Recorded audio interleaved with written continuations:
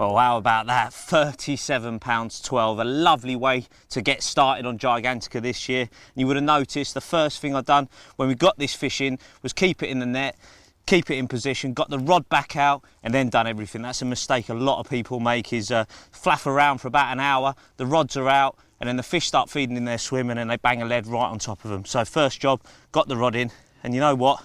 I'm absolutely ecstatic, and this was taken on a new addition to my armoury in 2012. It's called the Goo. I'm going to have a look at it right now.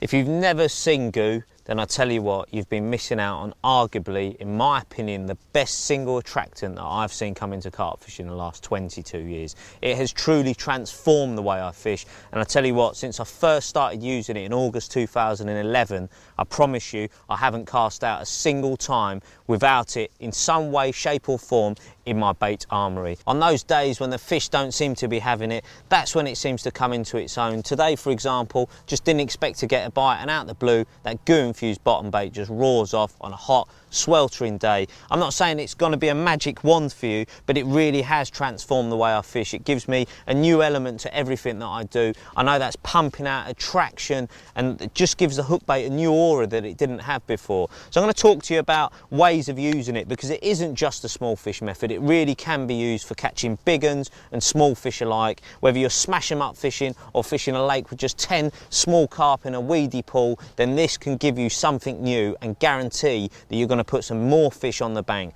So here I've got some hook baits, right? These are my normal mainline ones that I've used for years. I absolutely love them, they're brilliant. But by putting the Goo on, I think I've added a new element, something to take them to the new level. So here is one of the new Goos, basically. Two new Goos, in fact.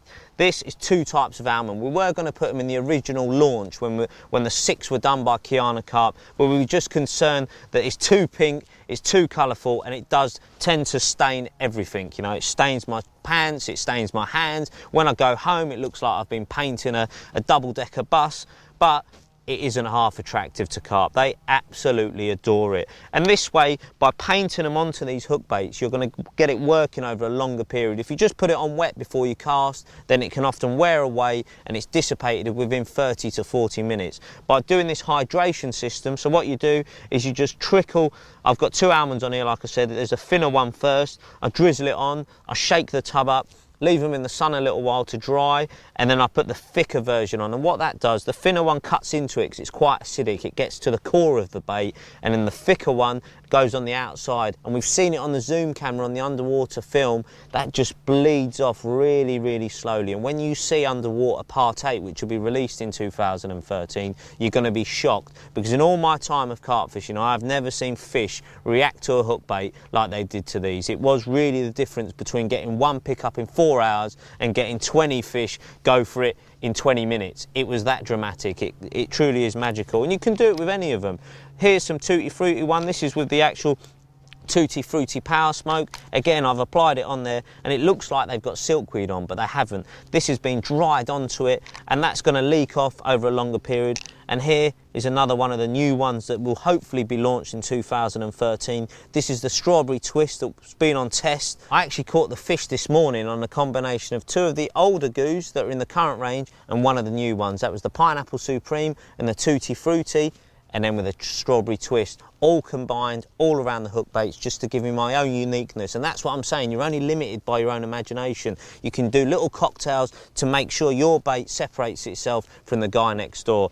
A great way to use them, dried on the hook baits. We're now going to have a look at stick mixes and pellets.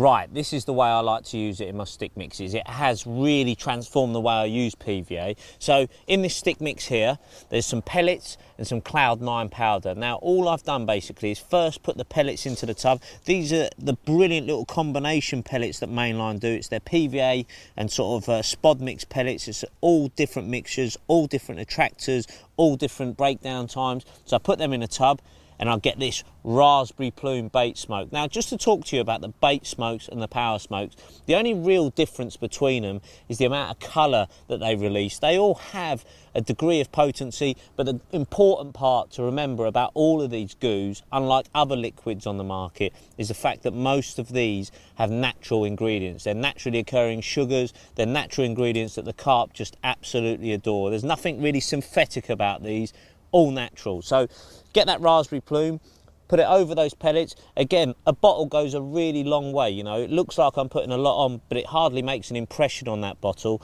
Put it onto the pellets, then using your finest found twig, turn them into it until those pellets have got like a little red glaze on them. And I've seen that also on chum mixers. One of my mates been tearing a local syndicate apart using the raspberry plume on his loose feed chum mixers. Before that, he could barely get a bite.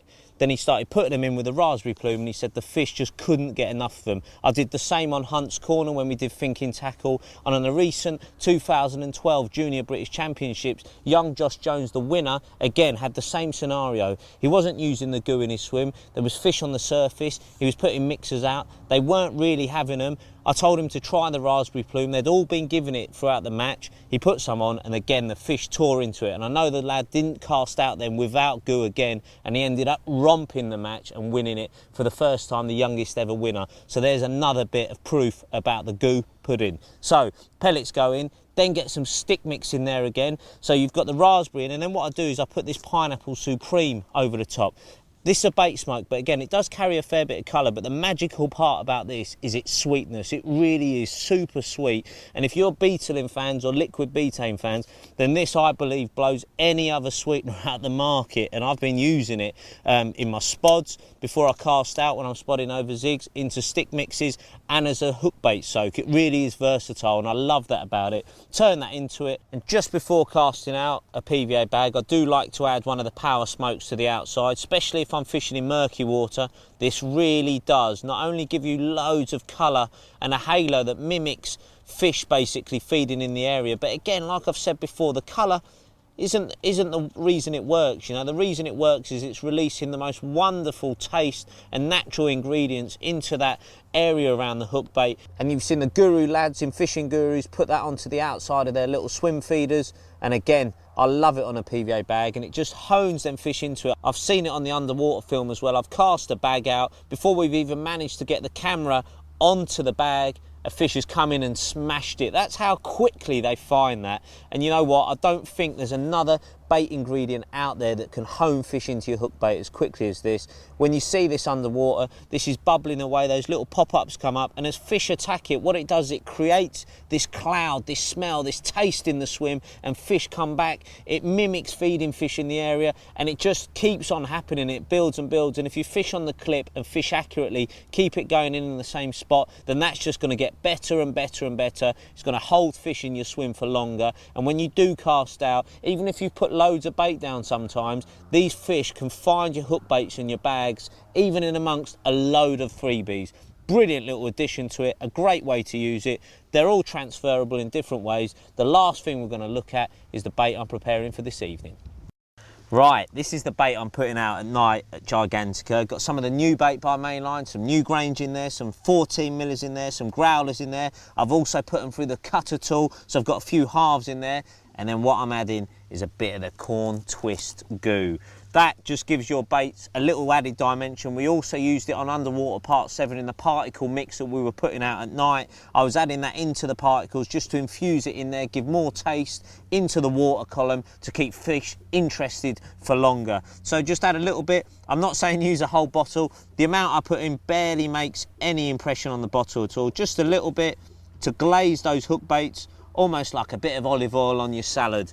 So once that's in there, just give it a nice turn, and then I leave that to soak in for a good couple of hours just to get itself set and rocking.